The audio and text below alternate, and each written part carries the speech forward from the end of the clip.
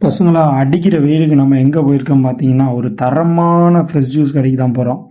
வாங்க கடையை பார்க்கலாம். நம்ம அண்ணன் கடையில் எக்கச்சக்கமான வெரைட்டிஸ் ஜூஸ் இருக்கு. வாங்க என்னென்னு பார்க்கலாம். வாங்க, வணக்கம். நம்ம கடையில வந்து பிரஷ் ஜூஸ், ஆப்பிள், மாதுளை, திராட்சை, ஆரஞ்சு, சாத்துக்குடி எல்லாமே ஃப்ரெஷ்ஷா போட்டு தர்றோம்.